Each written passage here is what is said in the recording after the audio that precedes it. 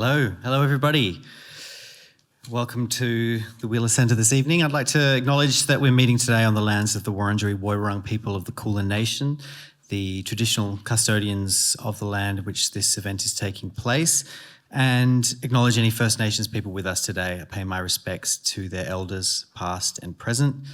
I feel so lucky to be here on this country, raising my child on this country, surrounded by the stories, as we are here, going back thousands of years, and now here in this room abutting the beautiful State Library. My name is Stacy, and I'm a radio presenter as well as a cartoonist and illustrator.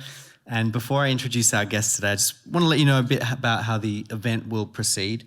We'll have about 45 minutes of hopefully free-flowing conversation around graphic narratives and how they can expand conversations around justice, resistance and advocacy for the environment.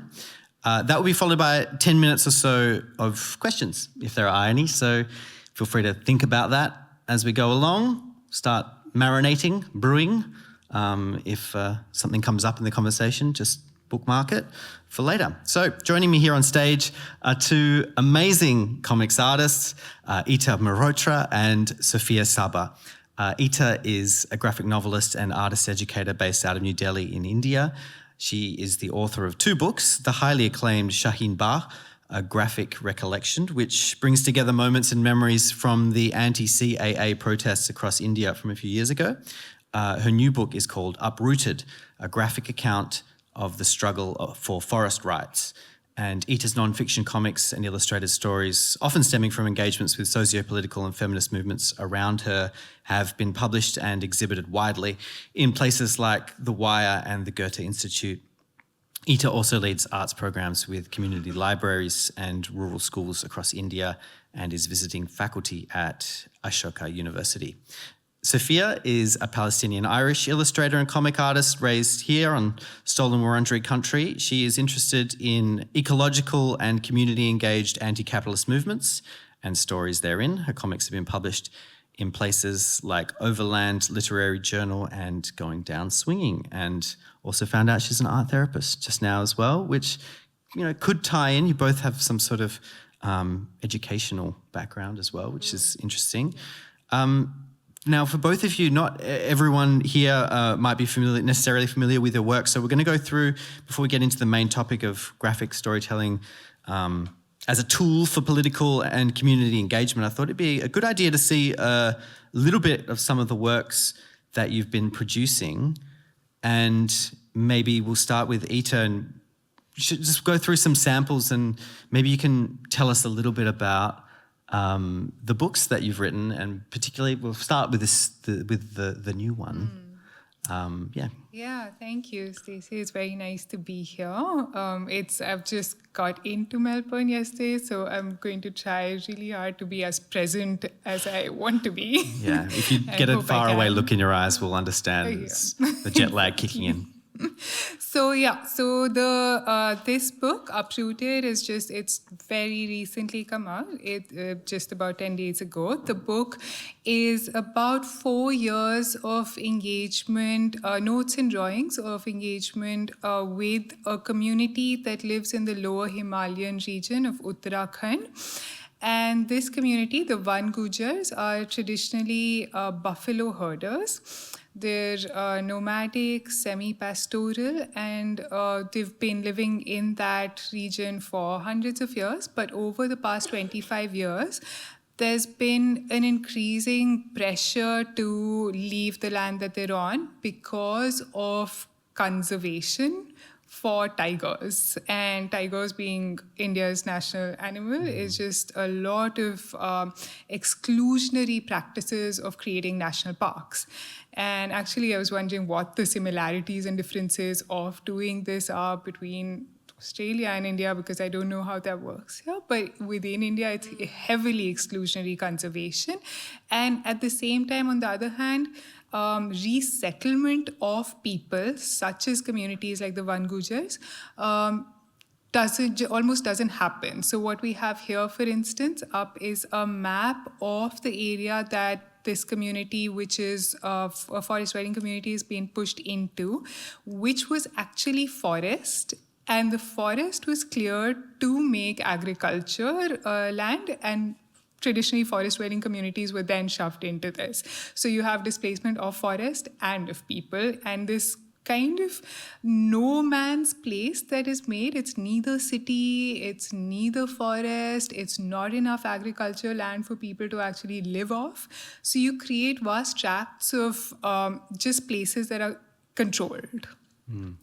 And for me, it was over a lot of years of actually not just making the book. It's always other engagements. It's actually doing education work because they're starting their own schools, and also saying, okay, how can I be useful in making posters and other pamphlets of their own work, because there's a lot of work of trying to reclaim their space and identity. And it's through walking and following them, that this book has kind of become this series of notes. Right, so it wasn't like necessarily it started with the intent, it started by getting involved with the community. Is that where did the idea come from? Yeah, that's a good question, because it was actually during the COVID-19 lockdown that there was news coming out of the fact that there's more and more of this conservation projects that are increasing in the country, and at the same time not enough that you're getting to know. And for me, I live in New Delhi, and the divide between the city and places which are not far from it, actually, this region is about 4 or 5 hours away, but you just don't get the news that you want to get of what's happening on ground. So for me, the idea was literally, can I know for myself? And that's where I think a lot of my work begins, is I want to go. I want to be able to make my own relationships with people on ground.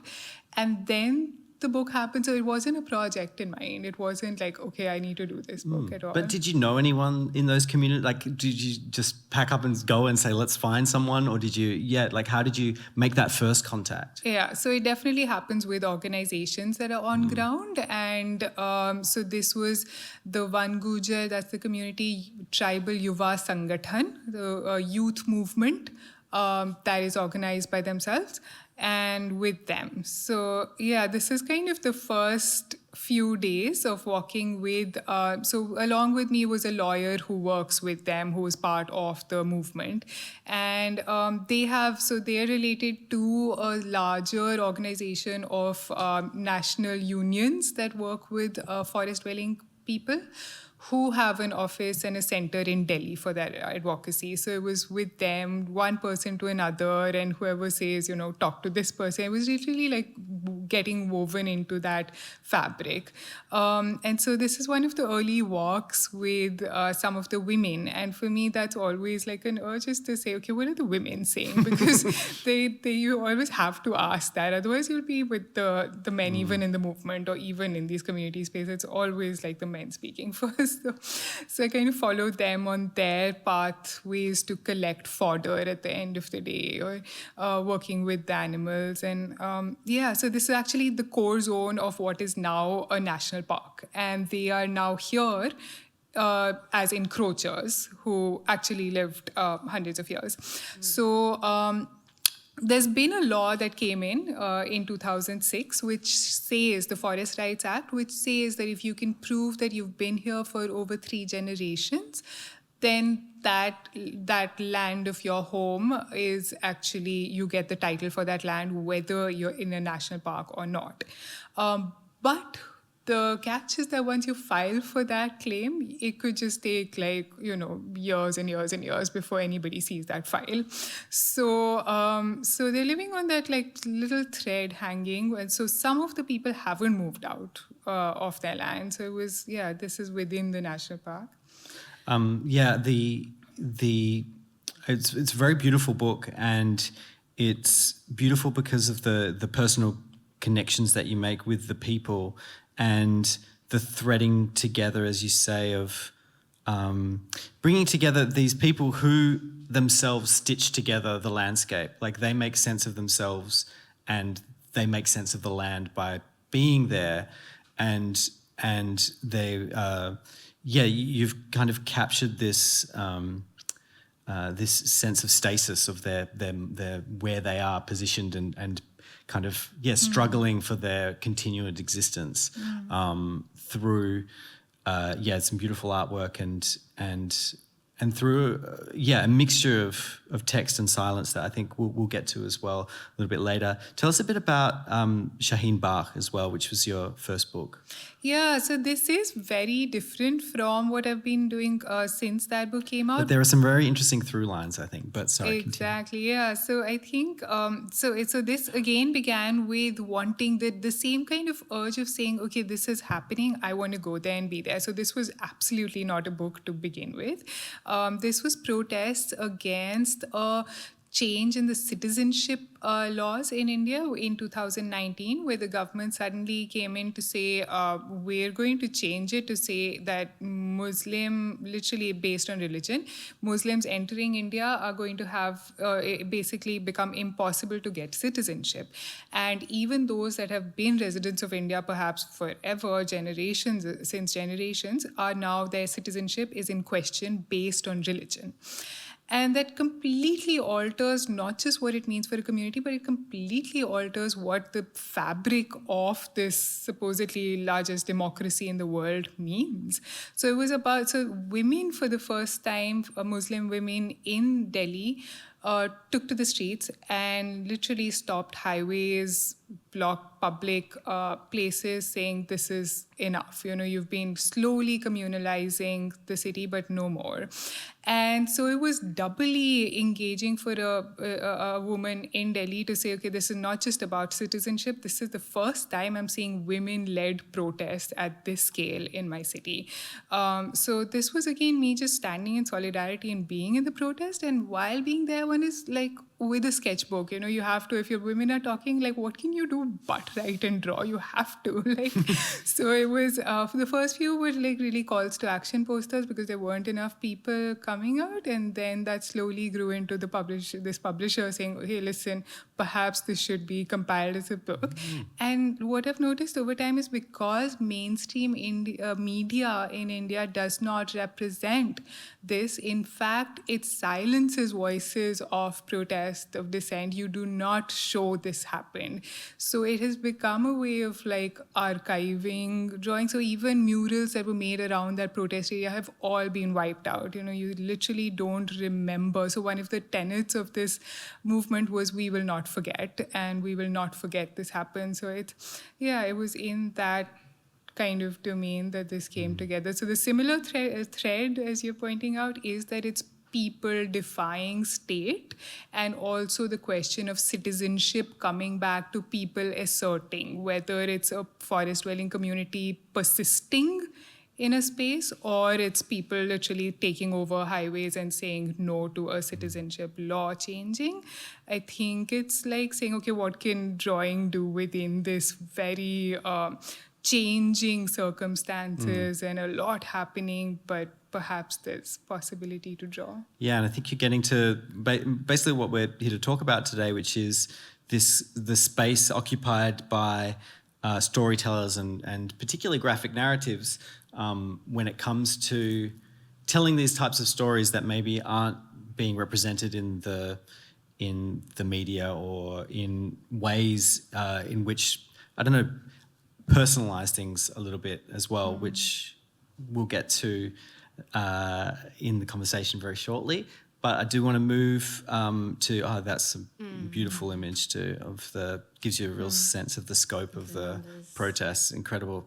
Must have taken forever drawing all those little circles. And Sophia, you've brought along an interesting slideshow, a little presentation you're going to present, which gives us an idea of the breadth of your work as well. Thanks so much for sharing that, Ita. That was amazing. There are just so many similarities with Palestine and also here in so many of the different elements of what you were saying.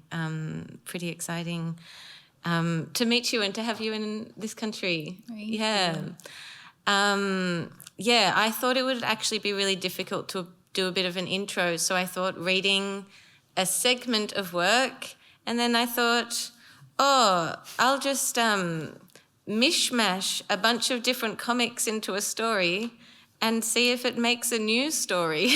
Pastiche. Pastiche. So here goes. The smells of mjadra grew our family, and the longer it took to cook, the more memorable were the stories. While we ate, farmers in Palestine... Oh, sorry, I thought I'd skip a bit. I won't. Tata made out like she was falahi, peasantry with nostalgia. She shared childhood stories of orchards and goats as we ate second and third serves on Bunwurrung mob's country. While we ate, farmers in Palestine were penalised if their agriculture or industry competed with Israel. While we ate, farms and trees continued to be burned, razed or stolen. Pre-1948, when over 70% of Palestinians were farmers in Palestine rather than refugees, my teta was a first-generation city girl. In this time, Palestinians were producing enough food to export 80% of their vegetables and 45% of their fruits. Since 2000, Israel has erased over 3 million ancient Palestinian fruit trees. Different comic.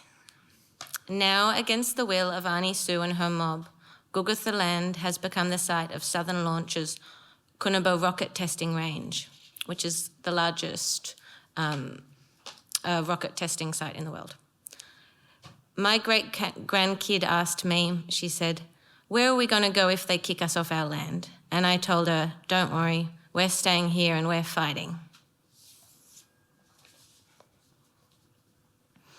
We sing folk songs in the fields and use combs to brush the olives from the branches of 1,000-year-old olive trees, picking up every last olive which falls to the ground before sharing breakfast, freshly cooking in the field. We walk home through the field. There are no olives left, only branches and tear gas canisters thrown over by settlers.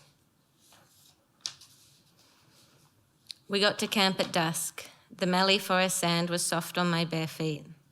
The fire was big and warm, and we unearthed Jaffa lions, cheese and bread from the food trailer. You might see some rockets out here. Susie is almost 70 and still sleeps in a swag beside her friend Sue. My friend called me at 4 a.m. saying that she saw a rocket. They aren't telling us the details of what they are doing at Southern Launch, but we know that before Australia accepted it, America had refused it on their land. They are telling us mixed messages, saying that it has nothing to do with defence, and yet they are clearly working with weapons manufacturers. The West Bank. This was about this time last year. Drone attacks, orchard farms burnt, pow, pow, Janine bulldozed. One gate locking villagers in. You can't travel, settlers patrolling roads, regular raids and arrests, no economy, no work, no food, too dangerous to leave the home, no water for 3 months. That was based on a village of Nalin.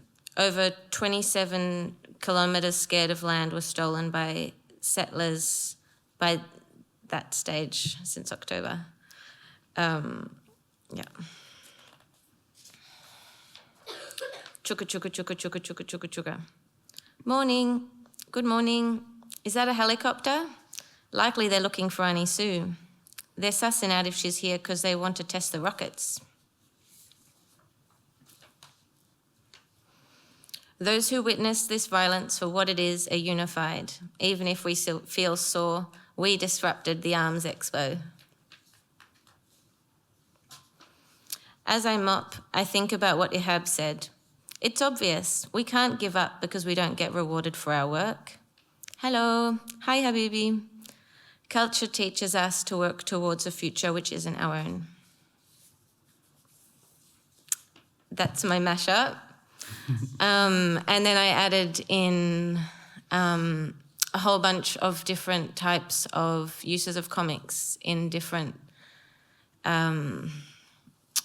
more merch kind of formats because I thought that would be useful to reference to in the conversation. Well, it's interesting because you both kind of brought up this way of getting into this stuff through making posters and making art, being there, being involved in it, and from it, I guess, coming from within as opposed to I don't know, projecting a story from without, perhaps, which is another way of telling a story.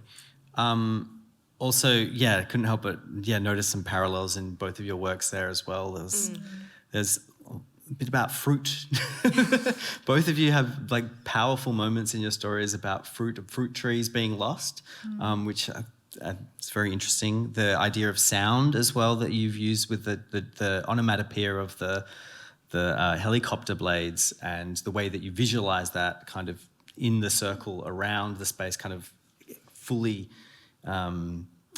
enclosing the space that you're in, kind of is another thing that comics can do that maybe other art forms can't, which I think is maybe where we should begin in terms of the conversation today. And why comics for both of you? Maybe start with you, Ita. Why comics to tell these stories? Yeah, I actually really like that association you're drawing of the food and the sound, and also seeing the page up with that food. Like, that was really reminding me of which parts of walking with women and talking to the activists in this forest dwelling community, what would stay with me when I'm at my drawing table, because it was the flavor of that particular. So because it's a buffalo herding community, a lot of the food was around buffalo milk and what to do with that. And there's many preparations, and a lot of the conversations were over one or the other. Like, you can't get away from it.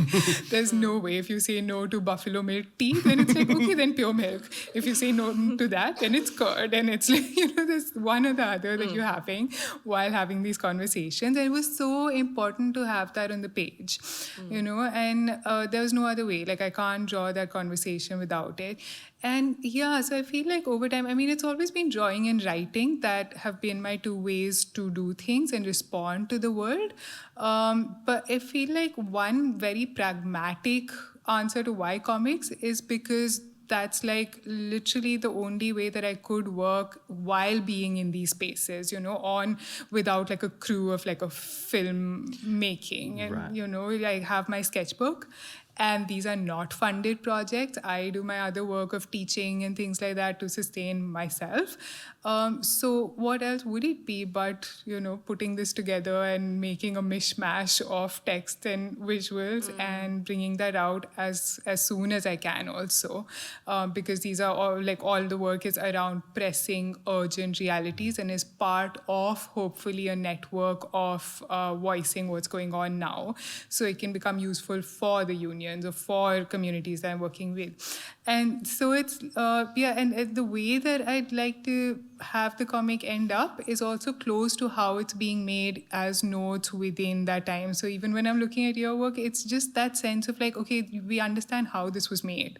How was it drawn? It doesn't feel separated from that. It doesn't feel separated from the sketchbook and ending up as like these really polished, high-end visuals or big artworks. So that kind of feels to me like it's important to remember that this is part of a process of engagement.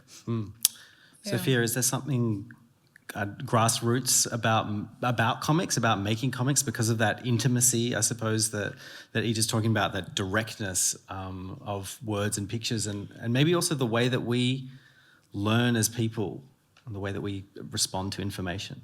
Yeah, I mean, definitely I use comics to learn for myself. But yeah, it is so easy at protest to want to have something to do with your hands, and so sketching is so accessible with comics.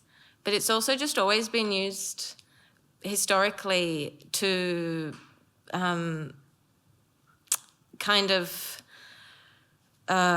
talk to working class people who won't necessarily be reading all of the different news, and to challenge capitalism. Comics, like in the single frame ones, not just the long form, have always kind of been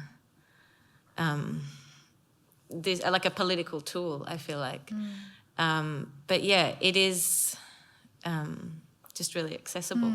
Actually, it's interesting that you say that it has been a history of. Within India, there is no history of that, so it's actually really interesting. Like political cartoons and stuff like that? Not really? I mean, there's folk art and traditional forms that have been oppositional to state, and there's a bit of like modern history of cartooning, but not comics in this format has a very recent history. So every time, like literally, we're always saying, "Oh, okay, like what do you do with this form?" But what's great about it is that then it feels even more like there is no history owners telling you what the structure should be. It's kind of punk. Or something like. Yeah, you're really like, inventing the deal. Like, so in that, so literally like when I've brought out these books, there won't be another that I can reference to, but that opens out what the structure of a certain media can be. And that gives it a place at the moment of great interest within activist networks, within, queer rights networks saying, okay, like this is what we want to talk through. So it's at this very interesting juncture within cultural work in India. Sophia, I wonder, have you encountered something in terms of like, talking about it as a political message and the ease of distribution and stuff, zines and stuff. Have you had an experience where you've like someone's handed you something like in a graphic form that is kind of, I don't know, that's impacted you really strongly just by grabbing it and being like, wow. Oh yeah, I love the art within the movement and within protest scene. Yeah. Because that's what I'm into. Of course I love it. I guess we have a fair bit of it around here. So that's lucky. How do you go about conveying like quite dense information at times and breaking down numbers and a lot of information into a graphic text without overwhelming the reader? Yeah, I find it really hard, especially when working to a prompt. Like often, if it's my own personal process, I'm writing a comic to figure out how I feel. There's a really big feeling and a comic can contain it. And then I end up sharing it because it seems like something that's useful for me ends up being useful for others. And that's good that then that's something that I can share. But then if I'm working to a brief or for a campaign and I'm trying to fit in all of these different facts and things, but it still be a spacious picture, that's a challenge, and it's a really fun challenge. It's kind of actually why comics for me, in terms of being able to translate academic material into something that like a 9-year-old will be able to understand, feels useful. And so how do I do it? I strain and I struggle and I get annoyed and then just think, okay, I think that's good enough eventually. What do you think? Yeah, it's definitely a messy process for sure. But yeah, I think at some point in both like these long works and even in the like shorter comics before, I've kind of dropped this burden on my shoulders of saying I can tell the whole picture. It's not possible. If it's like even the movement of Shaheen Bagh with the women protests, it lasted 3 months, so 100 days that women were out on these highways. And to tell everything that happened or what is all of the citizenship law changing towards is not possible. But I hope that within the work, what it feels to me like is that I'm remembering what it felt like to sit in a protest and be talking to perhaps a woman sitting next to me about not just what this is about, but what her daily life to be able to also come to protest means. What is she, like, because the whole place is blocked up with protests, how far does she have to go to get vegetables and fruits? And then the fact that she's winding up the work in the home quickly so that she can then come and also be at the protest. And so she's reorganizing her life to be able to do this. And why is she doing it? So these like little conversations will happen also over chai and, all of this other kebabs and things like that. And so that becomes what I want to draw in and hopefully create that sense of walking in or sitting in that space. And so it's kind of shifting between micro macro, and again I feel like, as you're saying, like comics has that grammar of big picture to slightly very intimate actually. Yeah, you can travel, very quickly between like a small scene, and you can jump in time very quickly by turning a page, stuff like that, where you can zoom out and zoom in very quickly and get different bits of stories. I'm curious as to how you guys see yourselves in a broader landscape, because you're both very involved in these communities, and that seems like part of your process about having to get in there. But do you consider yourself a journalist, an activist? How do you see the kind of work that you do? Where does it sit? I guess by default I'm an activist. I think artist is a useful word because you can be flexible and keep trying different things. I think a lot of what I do is responding to the kind of question of, even before we all started watching this genocide, like what is my community around me needing from art? What's the role of art in this time? And was often making art in response to just community events. And since we all started watching a genocide happening live stream, that became very different in terms of, okay, what's the role of art now? And, a lot of people are already seeing a lot of graphic details that they're struggling to process. And so finding ways to kind of I feel like comics has been really useful to ground it a bit in like, okay, we're here, this is what's happening here, this is what's happening there.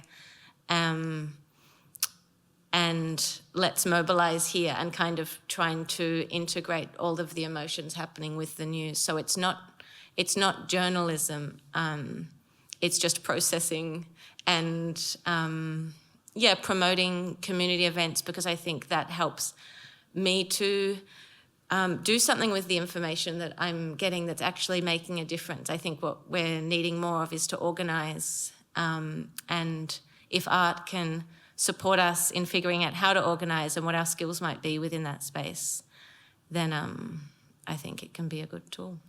Yeah.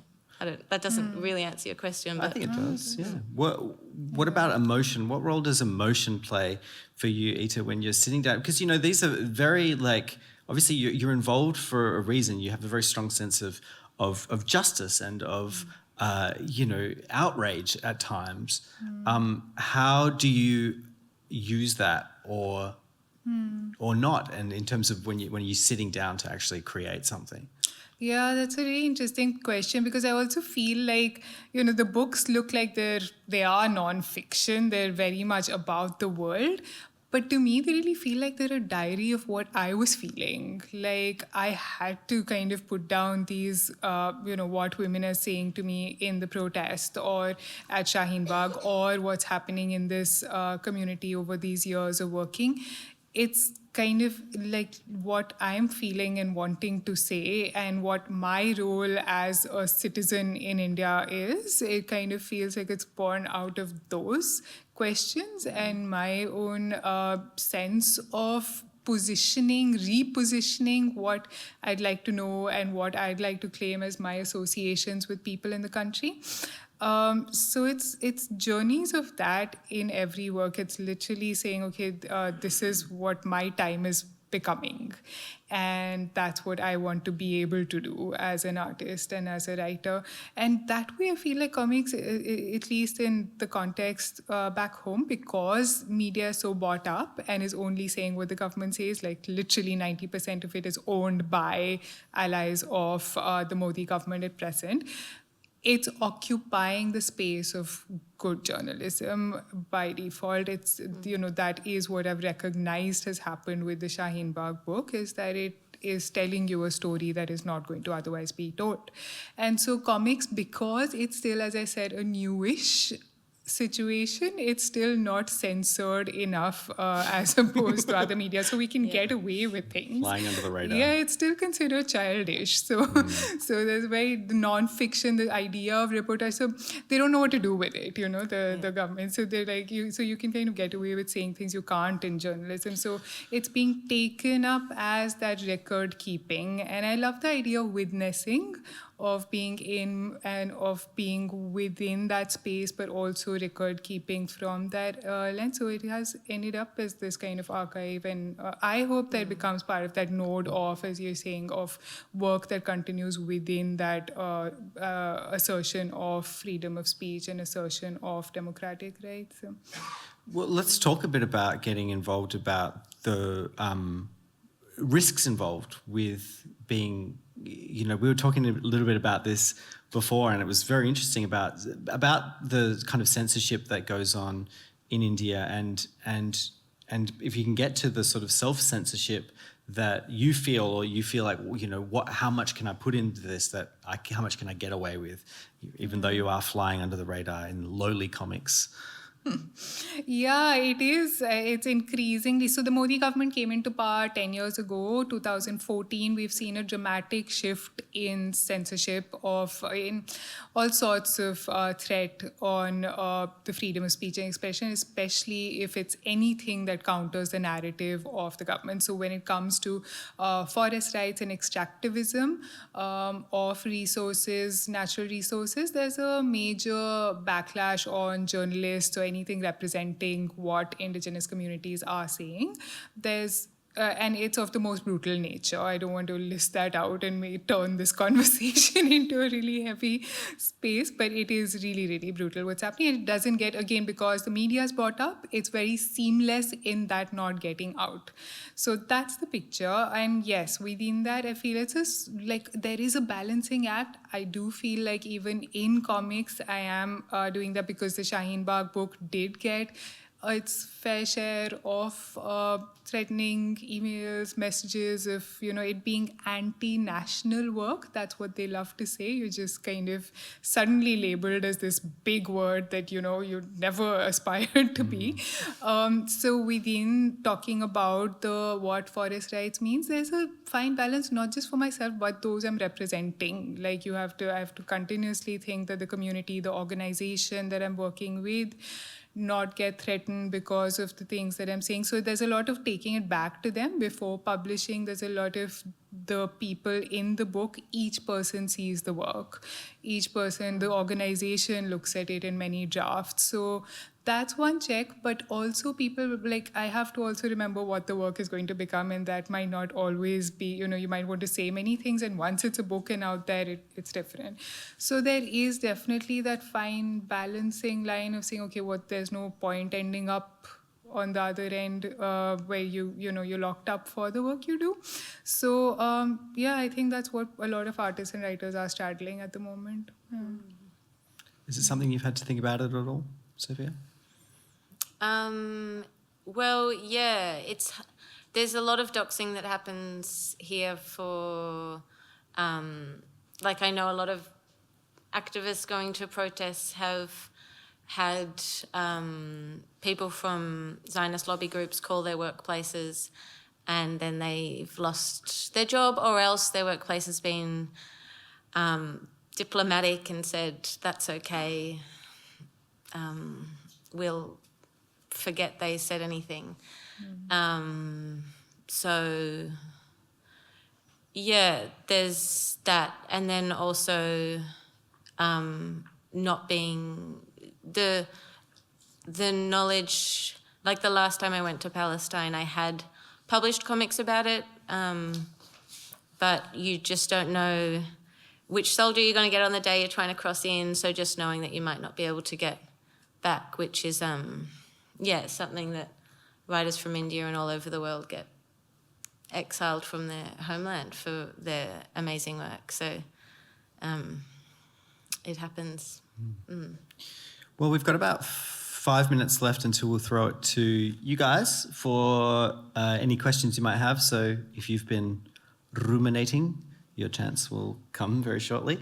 But before we get there, maybe let's talk a little bit about some more maybe like the language of comics and get into some of the ways in which stories can be told that are different and maybe impactful. Sophia, do you want to tell me about the images that you've brought up here? Maybe these are influences or ones that Yeah. I mean, these just excited me growing up, I guess, because they were telling stories that otherwise weren't really in cool books on my, they were representing things that we talked about at home in a form where they could get away with talking about it because it was a comic. And I love Marjane's expressions, the way she does faces. You can't see it so much in that picture, but I think that's a thing that comics can do. Just with one little face, you can get so much expression and so much of a story just with two simple lines. Do you want to say anything? So Marjane Satrapi here on the Marjane Satrapi on the left, and who's this one? Jo Sacco, on the right. He's just an amazing comic journalist that wrote a lot of books on Palestine and Gaza and other places all over the world, India too. And gosh, he's just clever. I don't understand how he makes so many books and does all of that line work. It would take so long. Plus the fitting in all the text. I just I really appreciate his work. He's it's amazing. so funny because talking before Ita about comics being you're there, it's real on the ground, you can work loosely, and yes, it's not a film where you have to get 100 people together to set up a set and have stuff, but there are hours and hours that have to go into drawing, and it's interesting that you chose these two examples because they're particularly I think painstaking works of design and also, as you say, just line work. Are these are two, I guess, two of the big names in this particular kind of non-fiction comic. Ita, you talked about how there wasn't really a huge tradition in your country. So are your influences also kind of international? Yeah, absolutely. I mean, these are works that I've not just admired, but literally learned what to do with the form with, it's literally saying, okay, this is what it means to place text this way, that way. And that's what it's meant for other friends who are trying to also get into comics, is looking at the structure, not just the work and what it's saying, but what does it mean to work in this method by Jo Sacco's work. And there's a few comics makers who've been working over literally 2 decades is the history, right? So there's Arijit Singh's River of Stories, which is a book around around displacement around a river when a dam is built. That was kind of the first non-fiction book, and then since then there's been a handful of others. Yeah? And Jo Sacco was in India earlier this year, and it was actually amazing to see how many people turned up to hear him. Yeah. So that was a big encouragement for comics makers. Okay, it was hugely validating. So it's definitely short history, but a major interest at the moment. I think that part of what makes comics so great, and not just it's not just things like the simplified faces and stuff, but the shapes that you can get for in this image here on the left, the way that you can draw people in a million different ways and have them be legible as people, but have them also be something else. So these kind of figures, the way they're kind of almost ensnaring or encircling and snake-like, it's kind of tells a story in itself as well. So I did have a couple of examples from Ita, from your book. This is something that I've noticed that you do a fair bit in your work, and I'm curious as to the use of this technique to split up a single scene into, in this case, 4 different panels. What are you trying to express in laying out a page like this? Yeah, I really like that you picked that up, of just that sense of time passing, which I think is what I like in comics, is when you can kind of get the sense of what's happening, but that it's not a moment, it's actually a whole conversation or hours with a person. And sometimes it's not so much of like, because I wasn't there as a journalist with a questionnaire or an academic doing research. It was just kind of being with people and perhaps doing other work with the forest organization of tribal youth.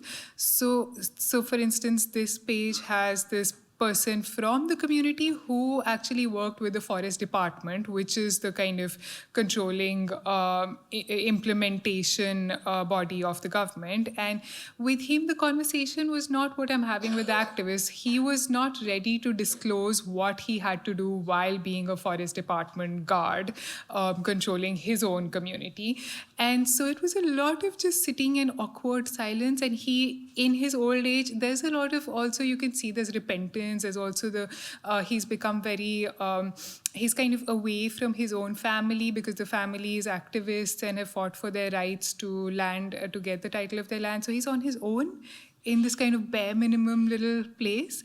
And I wanted that sense of like awkwardness or silence and the gaps and pauses that are heavy and loaded. I was going to say, it has a sense of heaviness, the way that the words kind of hang in the air in their own like different sections, their different panels, because when you have a panel break, it's like jumping forward in time sometimes, or making a break. But when you've got the same image, it's kind of extends the sense of time that you're spending in this one space. You beautifully use silence as well, and this, it may be out of context. It's not as clear, but in the context of the book, I found this one page so powerful, because the shapes of the windows are kind of like the traditional shapes of the forest dwellings that they would create, right? That they would every window seemed to be like a different shape, which I thought was really beautiful. But then in the settlements, like they've tried to bring a little bit of that in, but there's like an edge to it.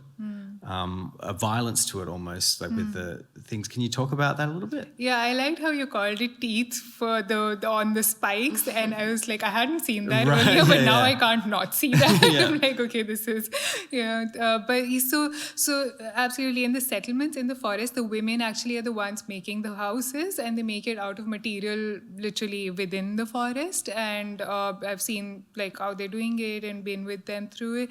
But every window is a different way of literally the home being one with what's outside the home, right? You're bringing the home in like without having that closing out of the world at all. And then in the resettlement, there's been actually what the state wanted and did over time was to make these really just box-like one-room spaces that was another policy drive to have them convert into this kind of housing, which is for low-income group across the country. But what they were finding, those who took on that kind of housing unit or one room, they were saying it's unlivable for us. We're boxed in. It's so hot because these are mud earth walls, and they can withstand the really drastic changes of temperature that happen in this region. Those rooms were not built for it at all. So then they've returned over time to using some of those materials to it being a mishmash of some of the new construction and the old. And in the book, these became for me part of the grammar of the book.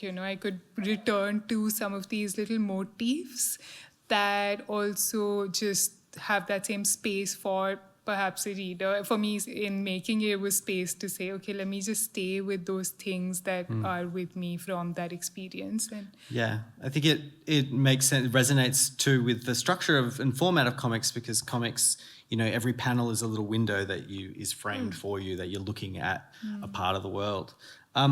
We are running out of time, so definitely want to get to people's questions if there are any. And there's a gentleman with a microphone, right, ready to take two people with microphones ready to take your questions. So just pop your hand up if you have any questions for Ita or Sofia at this stage. Otherwise, we can just keep chatting for a bit. Questions. Great.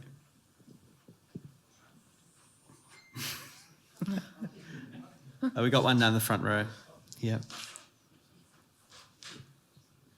Hi, thank you for such a enlightening session. I had a question, which was, are there any particular texts that you would recommend to a young graphics reader just starting out who's perhaps interested in making her own graphic text too? How young, sorry? 9, let's say, 8 or 9. for example.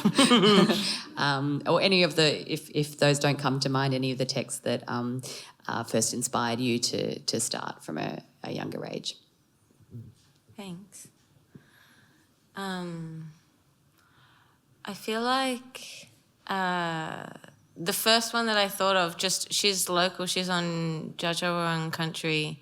Trace Bella does some really nice graphic novels. Do you know her work? Yeah, I reckon for that age range, that's pretty fun and appropriate. So what do you reckon? I don't know. Graphic but do you know any other suggestions? Yeah, so I was thinking what I was reading when I was 9 was much more of these comics, like just Tintin and Asterix, and I loved reading those, right? But there's also this American comics maker whose work recently has been around her own life growing up with her mother, Lucy Nisley, I think, and sorry. Sorry, what was her name? Lucy Nisley, yeah. Nicely. Yeah, I've really loved reading her books around her own life and growing up. So the Indian comics makers, including my work, is not available here, so there's no point my telling you about them. Like, they won't be able to get them here. Yeah. Will yours be available here?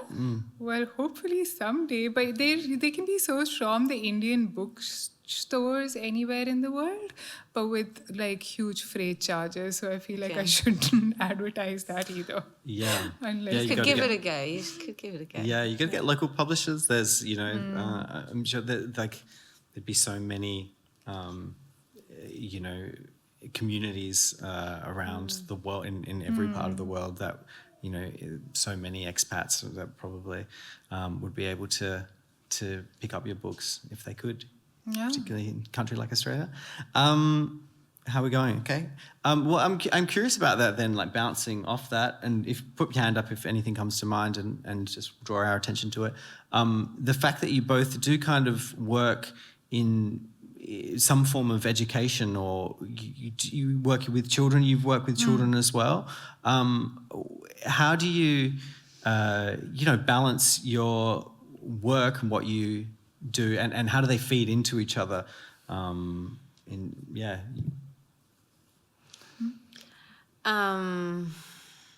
a bit of compartmentalizing. Okay. But definitely do comics with kids and patients. I've worked with adults too in hospitals as an art therapist, as well as kids in different spaces. And something that kind of paralleled with how meaningful it can be to have the experience as people protesting that then we're not represented as the protests were on the news, typically. It can be nice to see the protests represented in like exterior media, like in comic form or whatever we can get out there. And similarly working with people in the hospital, having your experience represented when you're on the outer of society in the hospital through comic form can be really meaningful, and there can be a lot of recognition there. So I think there's been parallels between doing comics out in documenting protests, particularly with like police confrontation where the media represents it differently, and then also comics with kids. And is there something about comics that are inherently more personal? Like I've noticed in both of your works, you both do bring yourselves into the work, so which kind of, you're telling part of your story as part of the bigger story. Is that inherent to the medium, do you think? I think it's just also about the making, because it's like it's small scale. I often feel like it's intimate in how I'm working with something that's not, grand paintings happening, but like is in my notebook, in my sketchbook. And working with children, I was just thinking when you're speaking that's what's also come up. It's often been for me in communities where there's a low level of access to education, which is like an enormous amount of the children within India, whether it's in the cities or in rural parts of the country. And within that space, for children to have that sense of time and space to do their own, like to tell your own story, is what comics has meant for me as a tool of like engagement of sorts, to say, okay, but this is not like you don't have to do this as homework or like right or wrong, but yours. And somewhere there's also a lot of character playing that happens of them as saying something through an animal often, and through trees, or through becoming some strange, creature, and suddenly saying what they otherwise wouldn't say. Well, I think that's a lovely place to end for this evening. Thank you to everyone for coming. Thanks to the Wheeler Centre, Lauren, Jean, Pranati, Xanthia, everybody, Rick, that's made things happen today. Will you join me in thanking Ita and Sofia? Thank you.